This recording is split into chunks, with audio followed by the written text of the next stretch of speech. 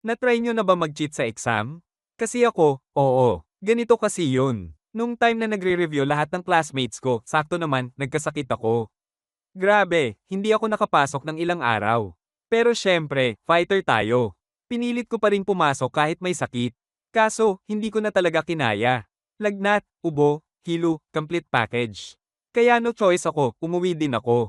Isang linggo akong absent. Pagbalik ko, boom! Exam week agad. Unang subject namin, science. Topic, evolution. At guess what? Wala akong ka-idea-idea. Zero. Blanca. Diyan na pumasok ang plano kong genius. Sabi ko, may chat GPT na.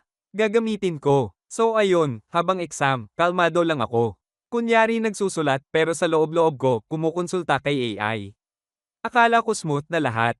Matatapos ko na sana yung exam. Kaso biglang lumapit si ma'am. Nakita niya yung phone ko. Wala na. Huli sa akto. Pina-guidance ako. At doon ko lang talaga na-realize. Walang lihim na hindi nabubunyag. Kaya sa mga bata na nanonood dyan, huwag kayong mag-cheat sa exam, ha? Hindi kayo makakalusot. At mas masarap pa rin yung ipasa mo dahil sa sarili mong sipag. At para iwas guidance office na rin. Hehe.